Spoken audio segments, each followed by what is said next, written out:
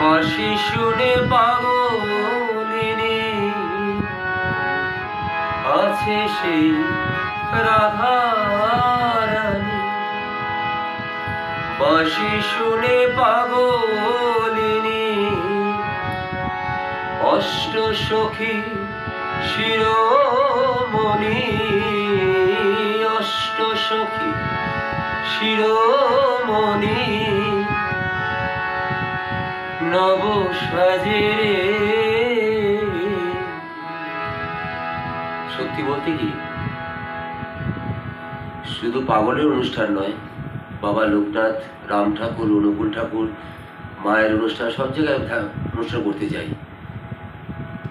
কথাটা এতটুকু মিথ্যে নয়, একটা হলেও যে কোনো অনুষ্ঠানেই হোক না কেন, একটা হলেও আমাকে পাগলের অনুষ্ঠান গাইতে হয় প্রতিটি জায়গায়। যেমন গতকাল গিয়েছিলাম আজ গৌরাঙ্গ লালনী, বৌদির খুব প্রিয় গান এটা, কিন্তু এই গানটা করার মতন অবস্থা করার নেই আজকে, তাই আজকে এই গানটা গাইছি।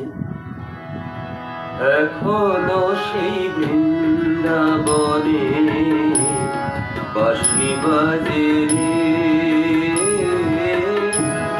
এখনো সেই বৃন্দাবনে বাঁশি বাজে রে। যার বাঁশি শুনে বনে বনে, বাঁশি শুনে বনে বনে ময়ূর নাচে রে, এখনো সেই বৃন্দাবনে বাঁশি বাজে রে।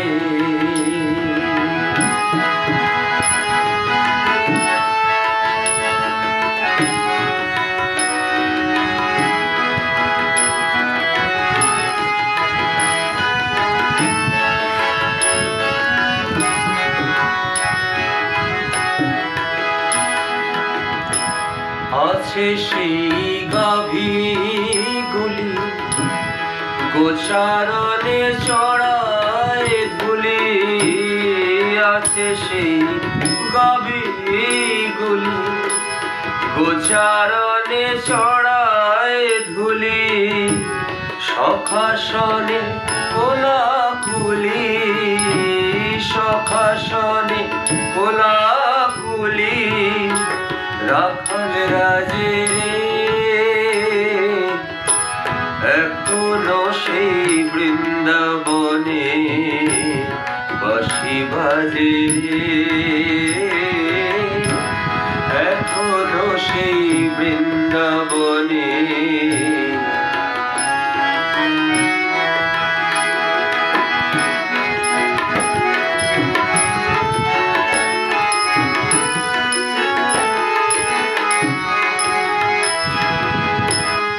এখনো সেই যমুনা জল ভরিতে যায় লালনা, এখনো সেই যমুনা জল ভরিতে যায় লালনা, কদম তলা সেই ছলনা, কদম তলা সেই ছলনা কৃষ্ণ আছে রে, এখনো সেই বৃন্দাবনে বাঁশি বাজে রে, এখনো সেই বৃন্দাবনে বাঁশি বাজে রে।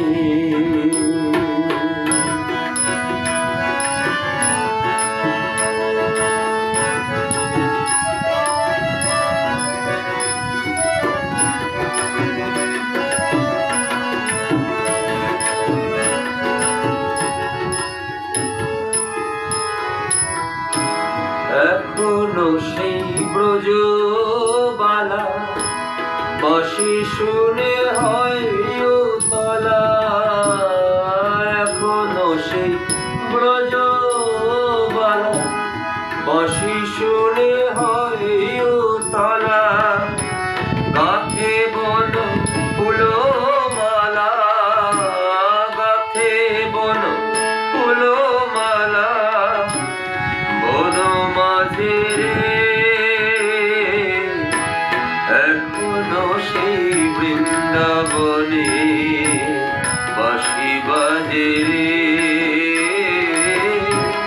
এখনো সেই বৃন্দাবনে বাঁশি বাজে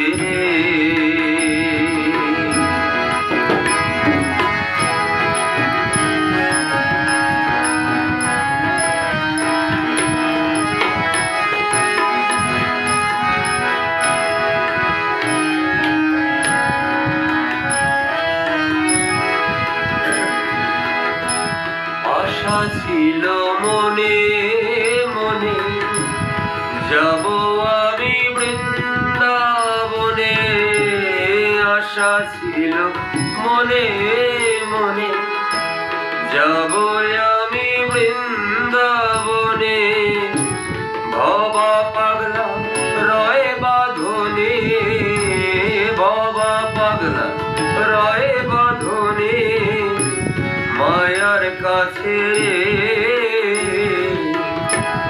এখনো সেই বৃন্দাবনে বাঁশি বাজে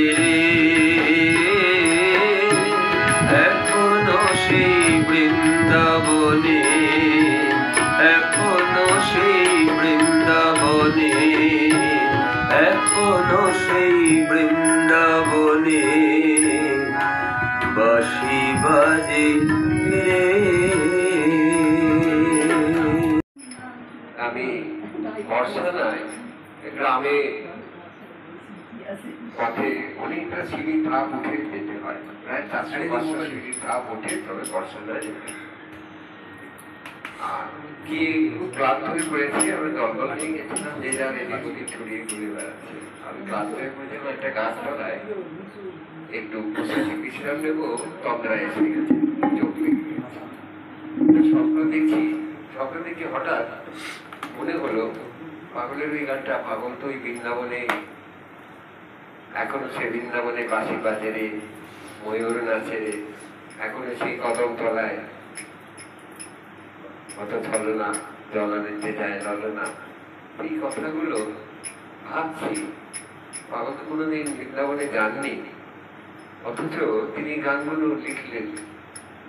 যখন তন্দ্রা খুলে চোখ খুলছি, খুলে দেখি আমি যে গাছতলা আমি শুয়ে আছি সেটা সত্যি কদম গাছ। কদম গাছ আমি অতটা মনে করিনি একটা গাছতলায়। তারপরে মনে হলো পাগল তো বলেছেন ময়ূর নাচে রে, এবারে তো বৃন্দাবনে তখন ময়ূর চোখে পড়েনি। আর ঠিক তখনই দেখি সামনে একটা ময়ূর পেখম তুলে তো পুরো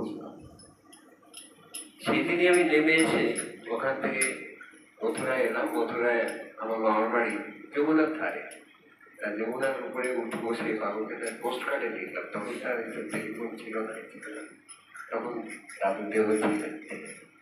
দাদু, তোমার এই যে গানটা চোখে দেখলাম, কি করে তুমি লিখলে এই গানটা? তুমি কি বৃন্দাবনে যাবে? আমি কলকাতায় এসে ষোড়শী ভবনে প্রশ্ন করেছিলেন, জিজ্ঞেস করেছিলেন বৃন্দাবনে যাবে? হ্যাঁ বাবা, ব্যবস্থা করো।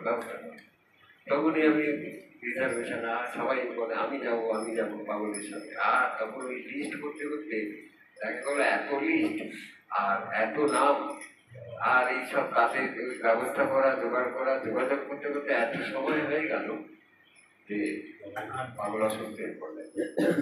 আমি ব্যাপারটা বুঝতে পারলাম, পাগল তুমি আগেই তো লিখে রেখেছ যাবো আমি বৃন্দাবনে। হ্যাঁ, আশা ছিল মনে মনে যাবো আমি বৃন্দাবনে, বাবা পাগলা রয় বাঁধনে মায়ার কাছে। তুমি তো আগেই লিখে দিচ্ছ আমি বাঁধনে মায়ার কাছে রয়েছি, আমার যাওয়া হবে না, সেটা আগে লিখেছ। আমাকে কেন এই ছলনা করতে, আমাকে কেন তুই ব্যবস্থা কর। এরকম পাগলের কথা, একটা ঘটনা গান থেকে এক একটা ঘটনা মনে পড়ে যায়।